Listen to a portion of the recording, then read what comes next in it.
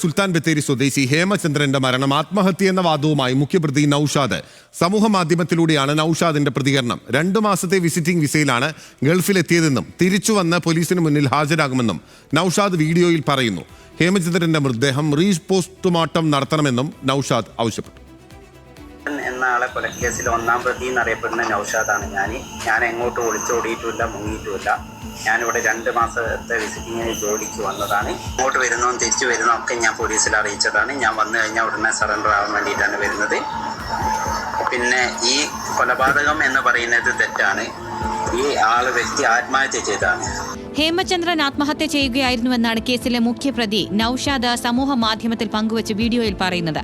താൻ ഒളിച്ചോടിയതല്ലെന്നും 2 മാസത്തെ വിസിറ്റിംഗ് വിസയ്ക്ക് ഗൾഫിലെത്തിയതാണെന്നും നൌഷാദ് പറയുന്നു.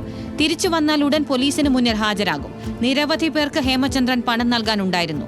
ആത്മഹത്യ ചെയ്തതിനാൽ മൃതദേഹം കുഴിച്ചിടുകയായിരുന്നുവെന്നും മൃതദേഹം പോസ്റ്റ്മോർട്ടം ചെയ്യണമെന്നും നൌഷാദ് ആവശ്യപ്പെടുന്നു. ഞങ്ങൾക്ക് പൈസ കിട്ടാനുണ്ടായിട്ട് എനിക്കും എന്റെ സുഹൃത്തിനും അതുപോലെ 10-30 ആൾക്കാർക്ക് മേലെ പൈസ കൊടുക്കാനുണ്ടായിരുന്നു. രാവിലെ എഴുന്നേറ്റ് ഞാൻ ഇത് കാണുമ്പോൾ എന്ത് ചെയ്യണം എന്നറിയാതെ എന്റെ സുഹൃത്തിനോട് ചോദിച്ചപ്പോൾ സുഹൃത്ത് പറഞ്ഞു കൊണ്ടുപോയി കുഴിച്ചിടുക, അല്ലാതെ വഴിയില്ല എന്ന് പറഞ്ഞു.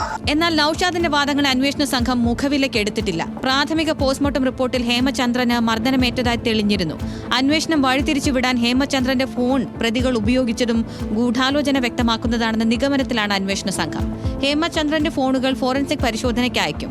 ഹേമചന്ദ്രൻ നിരവധി സിം കാർഡുകൾ ഉപയോഗിച്ചിരുന്നതായി അന്വേഷണ സംഘം കണ്ടെത്തിയിരുന്നു. 2 ഫോണുകളിൽ നിന്നായി 2 സിം കാർഡുകളാണ് ഇതുവരെ പോലീസിന് ലഭിച്ചത്.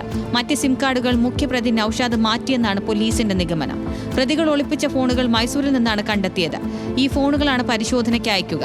കള്ളപ്പണ ഇടപാടുകളും വാഹന മോഷണവും അടക്കമുള്ള വലിയ ഇടപാടുകൾ കൊലപാതകത്തിന് പിന്നിലുണ്ടെന്നാണ് പോലീസിന്റെ അനുമാനം. 2024 മാർച്ചിലാണ് ഹേമചന്ദ്രൻ കൊല്ലപ്പെടുന്നത്.